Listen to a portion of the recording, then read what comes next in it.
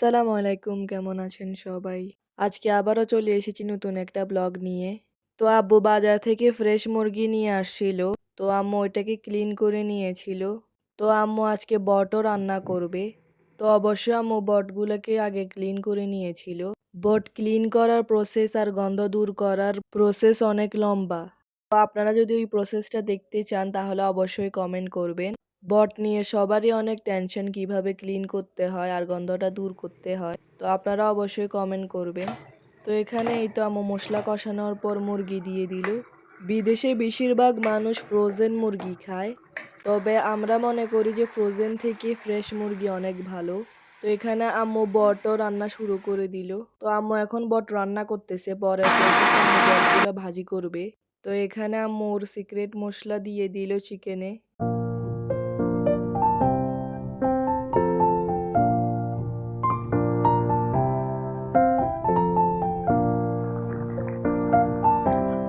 তো এখন আম্মু বরবটি রান্না করবে। মুরগিগুলো একটু কষানোর পরে হয়ে যাবে। উফ, আপনারা জাস্ট দেখেন কতটা পরিমাণে কালার সুন্দর এসেছে। তো এখন আম্মু আই মাছ দিয়ে বরবটি রান্না করবে। বরবটি কেটে ভিজিয়ে ক্লিন করে নিল।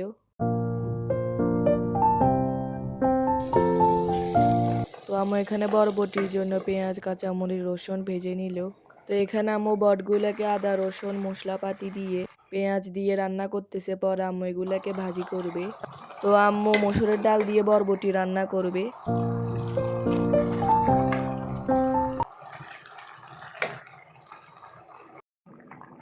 তো পরে টমেটো দিয়ে দিল। এখানে আমাদের বট রান্না করাও শেষ।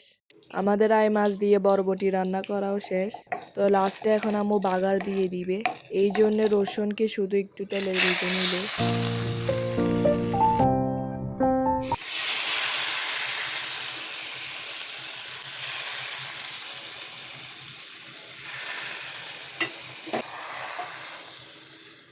আপনারা অবশ্যই লাইক, ফলো, শেয়ার দিতে ভুলবেন না। আর ইউটিউবে তালমা শাকিলা ব্লগ সাবস্ক্রাইব করবেন।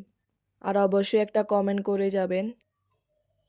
আপনারা দেখেন আম্মু কত কিছু রান্না করেছে আর দেখতে কতটা পরিমাণে সুন্দর লাগছে। খেতে অনেক মজা লাগলো। তো এখন আম্মু রান্না করা বটগুলাকে ভাজি করবে। এই জন্য পেঁয়াজ, রসুন, কাঁচামরিচ তেলের মধ্যে ভেজে নিল। তারপর রান্না করা বটগুলা দিয়ে দিল। পরে টেস্টের জন্য মশলাপাতি অ্যাড করে দিল।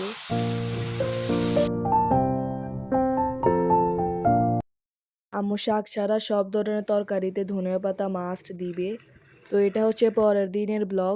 আগে রান্না করা দিয়েই খেলাম। গতকাল রাতে আমাদের ঘরে মেহমান এসেছিল আমার অসুস্থ বোনকে দেখার জন্যে। তার একটু ঠান্ডা লেগেছে, সাথে করে তারাও আবার বিরিয়ানি নিয়ে এসেছিল, মালতাও নিয়ে এসেছিল। সবাই ভালো থাকবেন, সুস্থ থাকবেন, আমাদের জন্য দোয়া করবেন। আল্লাহ হাফেজ।